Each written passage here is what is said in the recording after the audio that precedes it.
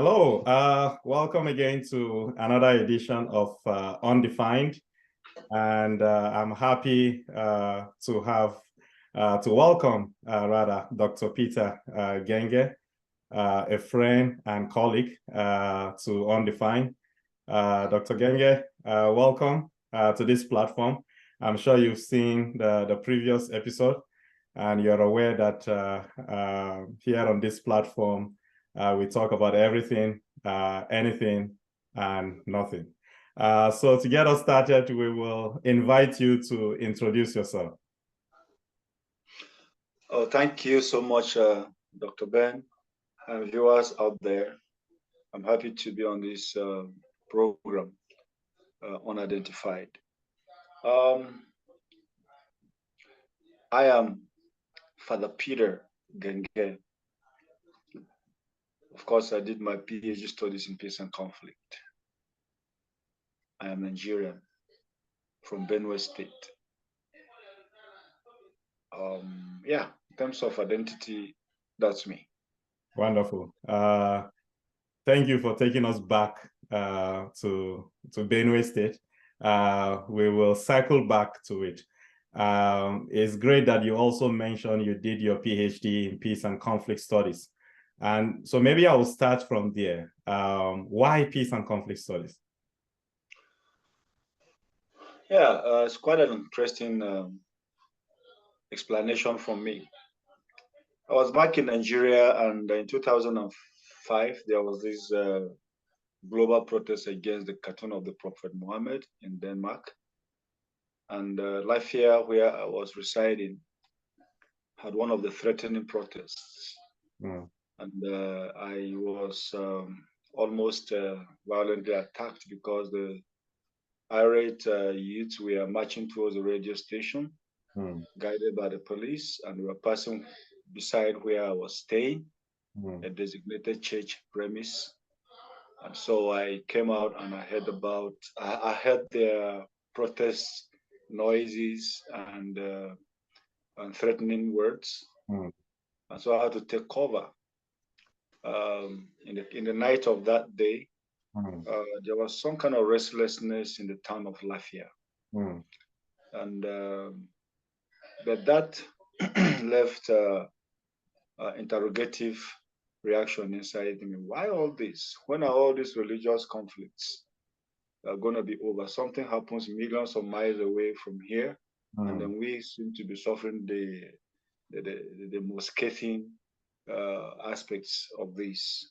How are we going to address this? So from that very day, I became very passionate about doing studies that would build community for peace, for development, and coexistence. Wow. Well, I found myself doing a development degree program at the Benue State University until I got introduced to the interreligious dialogue program at the Boston College in the U.S. And so by the time I was done with the development studies, I came over to the U.S. and did the interreligious dialogue program with the hope of returning to start a Muslim Christian dialogue center. Then I got interested in the question, when you dialogue for something, you can dialogue for economy, you can dialogue for health. But because I came from Nigeria, challenged by this violent context, I just remembered and I said, wow, why don't we do dialogue for peace? So I really wanted to train myself in terms of knowledge and in preparation for practice in peace and conflict resolution. So that was the background, the rationale that made me to cross over to Canada for academic training and practice training in this. Wow. Thank you for taking us on that journey. You actually reminded me of my own inspiration. And for our viewers, I met with Dr. Peter at the Moro Institute of Peace and Justice Conflict Studies, the University of Manitoba. So we went through the same program. And so as you were sharing your story there, I was also thinking about myself as a young boy growing up in Kaduna State. and having to witness incidents of ethno-religious violence, for which Kaduna now has become infamous. And so at that age, I started asking myself questions as to why, on the one hand, I would enjoy so much positive relationship with my peers in school, at church and other places of worship. And then on the other hand, the same, or rather people representing those two different divides, religious divide in the state, will resort to violence. So I guess for me, it was also in trying to answer those questions that fundamentally led me to the field of peace and conflict studies. Thank you. I could see some sort of a shared experience here in terms of our inspiration. So you mentioned that from Nigeria, then you found your way to the United States, interreligious dialogue, and zooming in on peace dialogue. From the United States, you felt, you wanted to take this peace and conflict studies to a whole new level, and then again made inroads into Canada, where you did your PhD. Could you tell us a little bit about your experience? I know that peace and conflict has become quite a lucrative field these days, and partly because of the kinds of things that we've shared here today, right? A lot of people, the world today has become what it has become. Violent happenings everywhere, and I think people are concerned and looking for ways in which to make meaningful contribution. So the discipline of peace and conflict studies, in a way, has provided the outlets for so many of us. Could you tell us a little bit of your experience in the discipline proper? So beginning from the U.S., where you did your master's, I know it's not in peace and conflict studies, but it's also related. And then to Canada, where we actually met, when you were giving that defense, your master's. I always talk about that. I always talk about it because that was my inspiration to get my acts together. Okay. I was at his master's. At least I was contributive to that inspiration. I was at his master's defense, and he blew my mind away.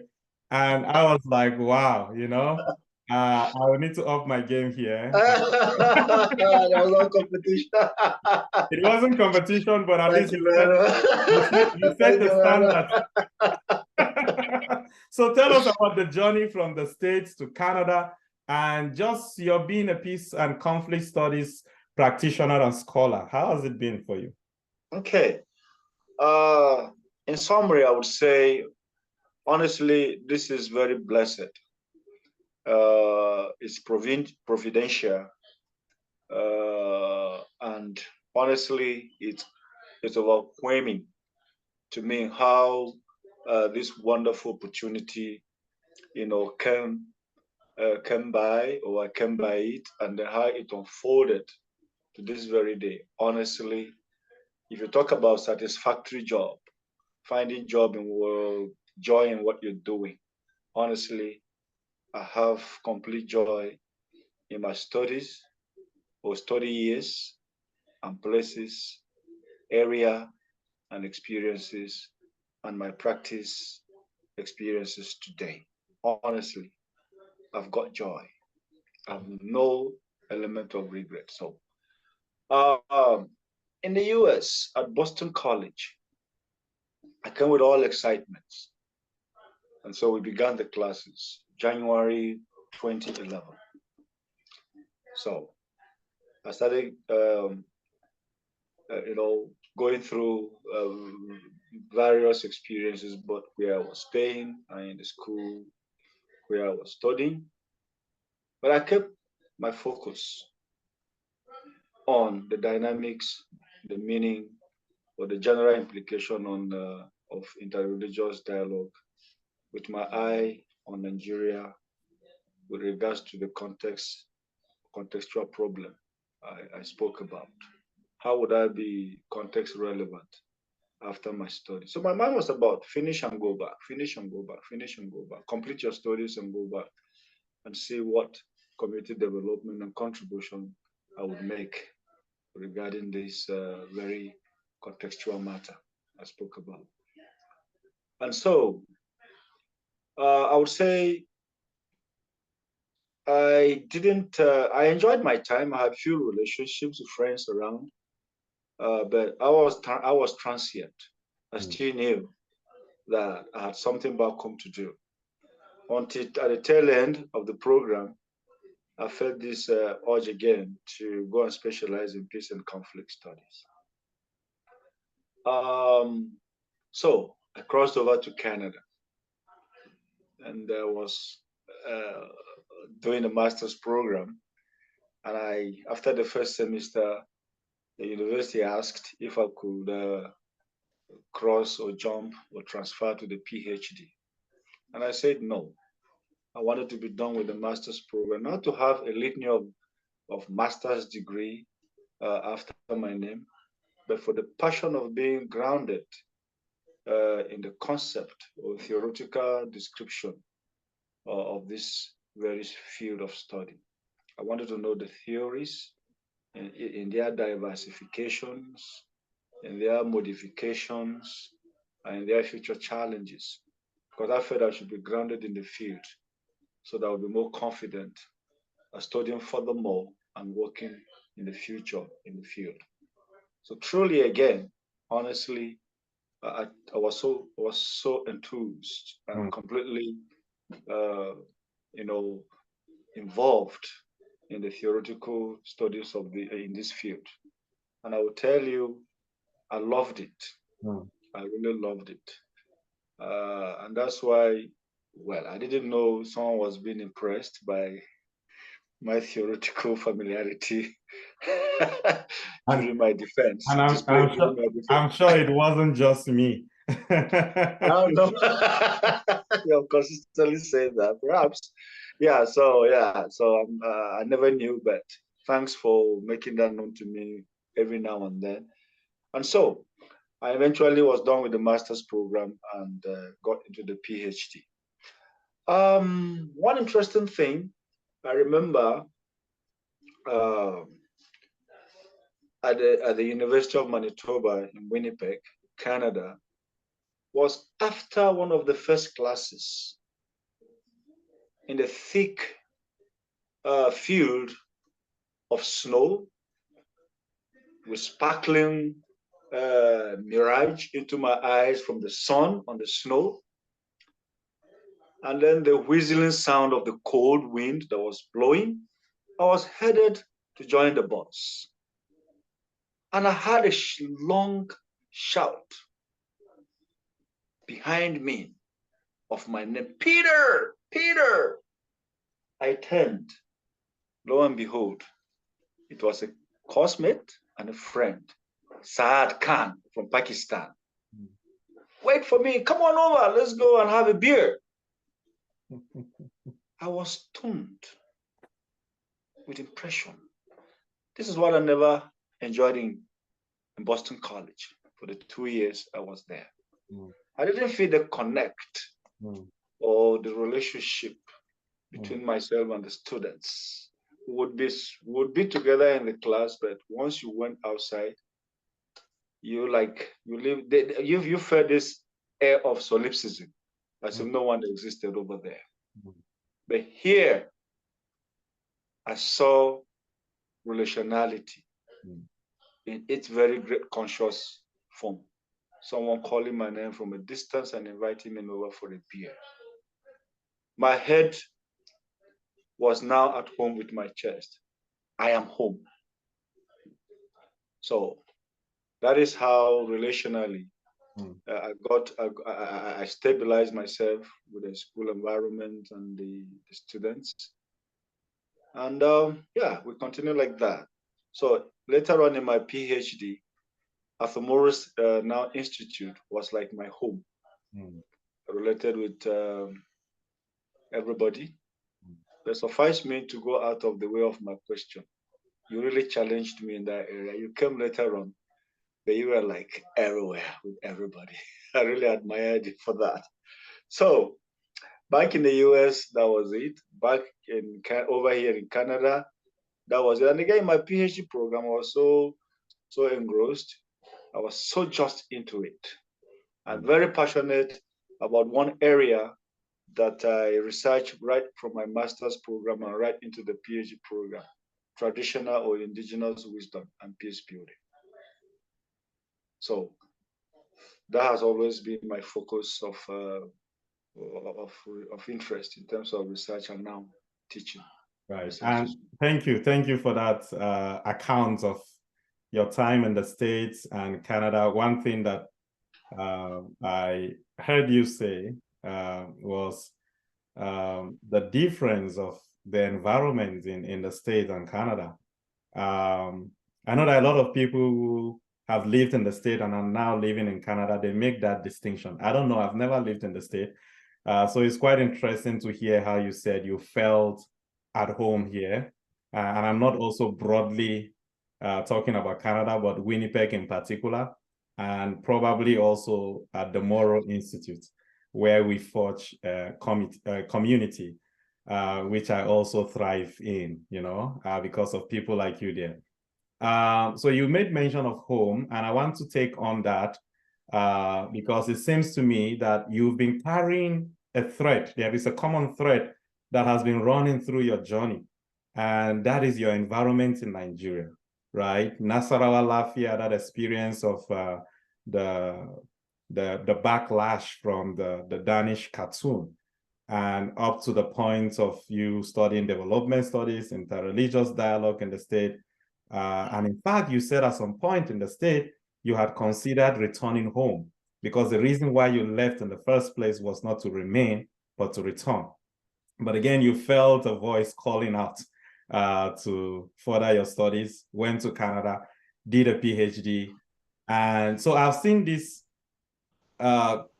commitment to your purpose is something that I can allude to, right? And I think it was Oscar Wilde who said that there are two most important days in a person's life: the day you are born and the day that you find out why. So it seems to me that your why has really inspired you all through, even to the point of your PhD research. You research on the indigenous peace building methods of a specific local community in Nigeria, but using that to broadly advance indigenous research and practice as some sort of a way of responding to African problems. And in a way, you also exemplify that through the way you live, right? You never cease to talk about the indigenous. And permit me to share this experience. I think we went to an African store with you once. I will never forget this. And you were looking for a specific leaf. And they come here and they change all the names. Egusi becomes something else, melon seed. There are all these things. And I told her, please don't give me the English name. Give me the African name. Why you have to change the name, right? Let them also learn how to call this in our local. I remember that. You still remember that? I still remember that because I was like, this guy is truly indigenous in words and deeds. Oh my goodness. If there is ever anyone who exemplifies indigeneity, then it's you. And you never shy away from it. And for me, that is outstanding, to be honest. Now, another thing that I saw in you, which I admire a lot, is that at the end of your studies, you also started asking the fundamental question, where would you be relevant? And if you would indulge me, how did you answer that question? Because I know at some point you left us. Yes. It was not easy to remain consistent with the focus and attention on where I was coming from, why I was coming from there to where I found myself, and where I found myself, how I was living, and what I was pursuing. So the being consistent, with the flow and the place and the return to where I came was not easy. Of course, you come over to North America, considering the general impression that people have across the world. Wow, you're going to where everything takes place and is available. We don't expect to see you come back, or we don't expect to see you not to remain over there, you know. So, but I remained consistently focused on the fundamental question of motive that brought me over. And when I crossed over again to Canada, where I lived longer, I would say a total number of 8 years. Again, it was not easy. Well, where? Have you got the Canadian citizenship? Are you still thinking about going back? Why don't you just stay over there and work? Why are you talking about going back?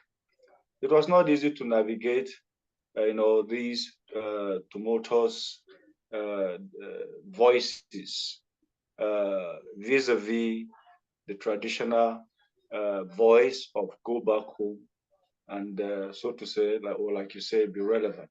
It was not easy. It was it was very tempting.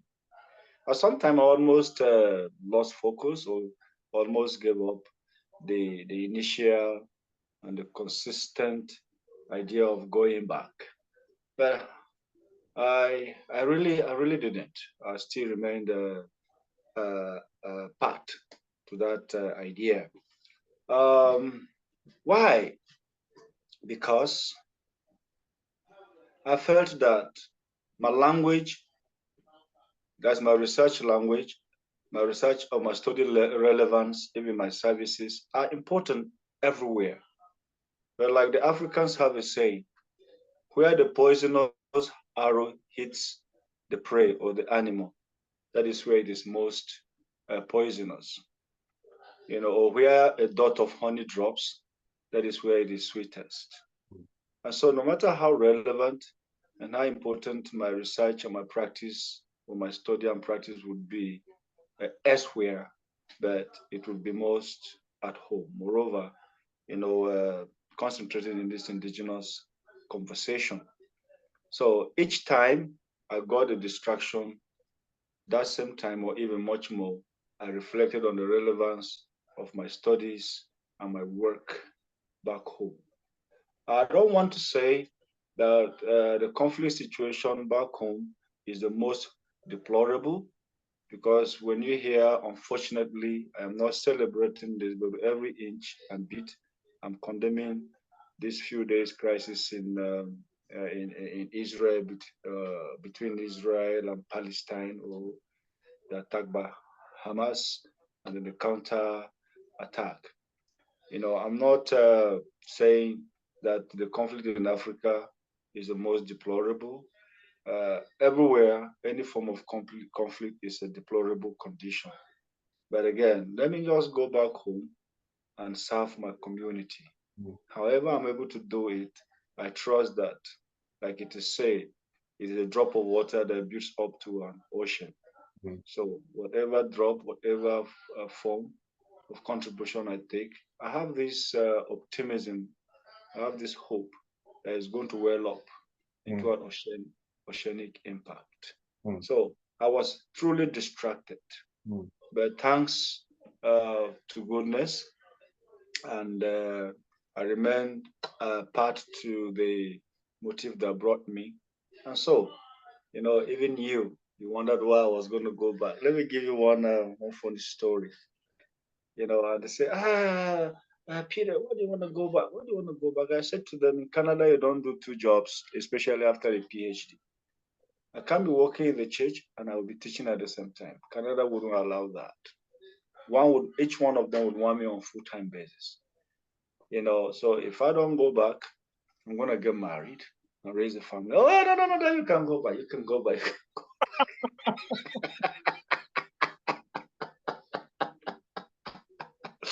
At least on that basis, I shot many people from further distracting me. They don't want to have that conversation. Exactly.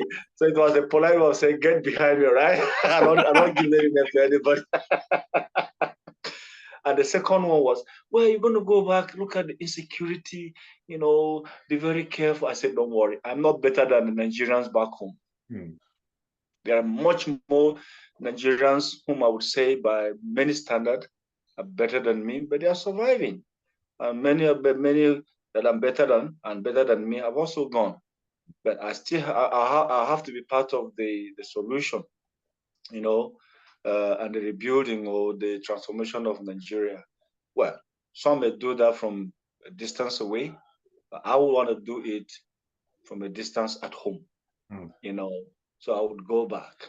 And again, I still have this nostalgic. I still had the nostalgic, force inside me. I thought about my friends, the old life I enjoyed, and each time I traveled home, the anticipation they had that I returned home finally. Yeah, so I really remain glued to the initial motive. Come, let's go back and give to the If I community would there. cut in here, sorry to cut you, but I think you've provided quite enough information in terms of the whole journey of return. And I know it's not one that the diasporic community finds easy to make, even not just permanently returning, but even returning from time to time. For so many reasons, people can't do that. Security reasons, because people leave for so many reasons, right? Some people leave because of security situation. Some leave because they just have the resources to leave. Some leave for adventure. Some leave because, maybe their lives, the lives of their kids, right? They're trying to secure a future, social economically, for their children. So people leave for various reasons. Yeah. And you and I also, the reasons why we left are also quite different, despite being inspired, by certain factors in our society. So at the end of it all, a lot of people, even those who entertain the idea of returning, they can only psychologically return and can't return in person. For so many of those reasons, the fear, where am I going to start from? How are people going to look at me? Where would I get the money? So in a way, it's like a trade-off, right? If you remain here, you have the so-called amenities of life. And maybe you lack the community, the traditional way of living in certain instances, the nostalgia you said that, attracted you back. And then when you go there, people wonder, am I going to get a job that will pay me the money that, if I remain behind? But then some people say, even the money that I'm making here is going into bills and all that. So when people place all these issues side by side and never get to any conclusion and just remain where they are, right? But you decided to take the plunge and return. Were you shocked by anything when you returned? Did you feel it was easy to integrate? And what are some of the activities that you've engaged with or you're engaging with in a way as to respond to that initial spark that made you leave in the first place? Good. I'm so impressed with that question. And honestly, whoever will be viewing or even accessing this video, please try and share this, because this very point to the question that you asked me, I'm going to make is very, very important. Some might have made the point or answered given answers to this question in their own ways, but suffice that I reiterate or rendition it. So thank you very much for that question. Honestly, the idea of a diasporic person going back home, it's quite complex, especially if you stayed for a long time, at least 8 years that I did. It's so complex and difficult to navigate. You may be that nostalgic and keep to that nostalgia and eventually get back home. But the ball game is different. One, in terms of shock, the shocking thing I got was how to get myself reintegrated in the society that I was so much the driver of fun and work. Why? Because my expectations and the expectations of people at home weren't in resonance all the time. I thought, okay, I'm coming back with every sense of humility to be with the people again against all these superiority expectations that they have of someone who has returned home from the West. So I went down low to just be with them, contrary to their expectations. They still saw me outside there and up there. They felt that, okay, this is nice. He's not behaving like someone who is levitating in relationship with us over there. But that is where he belongs to. It was an effort for me to convince them I don't belong to that level. It's a syndrome. Please get out of it. Everybody is relevant in their context. Two, I have an imagination that they started wondering where I will really fit in well, considering my vocation. I had a feeling. We were wondering, where do we put him? And it's going to suit either our fears or our joys. And for me, I was open to everywhere, but above all, I was open to dialogue. That everybody listened to me. I am not what you think I am. Please, this is who I am. I want you to understand me and relate with me. I didn't get the official opportunity to express myself in this light. But it was interesting. I kept my cool and I went with their expectations, battling with adjusting my own expectations too, so that at some point we would have a good correlation or resonance and flow. And I will tell you, this is 3 years since my return. And I will not tell you that I have successfully and completely settled. I'm still, hovering in the air, but I'm getting lower like the flight or a plane, descending and getting lower to the ground. I've not touched ground yet, because the Africans have a saying: if you leave something, it leaves you. When you are away, the okra on your farm overgrows. And so you have to start finding the thing and trying to regroom your okra farm again. And that is what I'm trying to do. And I asked a few people who had also returned as diasporas of some time back to Nigeria. I met this prof, was teaching in Jos. He told me, oh, the experience is not unique to you. It took me 5 years to get myself fully back again, mixed up with these people. With home. Others told me, another person told me 3 years. So I got the average of 4 years. So I'm in my 3rd year. I don't know how many more meters are between my touch ground tire and the ground. But I think I'm getting there. Yeah. Permit me to say we wish you a safe landing. Thank you very much. Thank you. Thank you very much. Just give me 30 seconds. And that reminded me quickly of the theory we did in class with Tuso about home and diaspora. Some go back home with high expectations, and when they are not met, they get angry. Angry with everybody at home. They condemn everybody, they condemn everything. Some get disappointed and want to come back. It's better over here, it's better over here. Some are confused. Do I stay? Do I return? I think if I have to expand that theory, I have a balance. I can visit, but I would like to be based back home.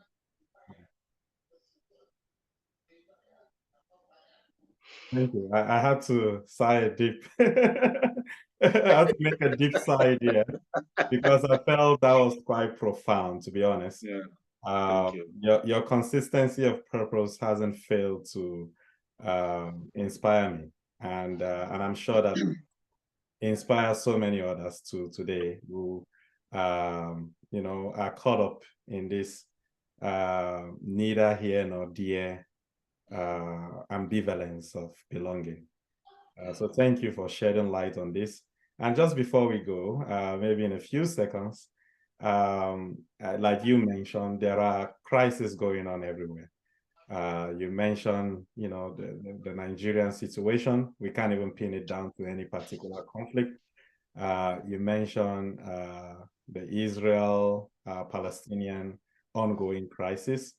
And we could mention Russia, Ukraine. We could mention Sudan. We could mention Niger Republic. We could mention Mali, and so on and so forth. And there are so many people like us who probably are caught up in this crisis. Some unfortunately have lost lives or lost family members and friends. What would be your word of consolation in these trying times, just before we go? Please be very human, be sympathetic.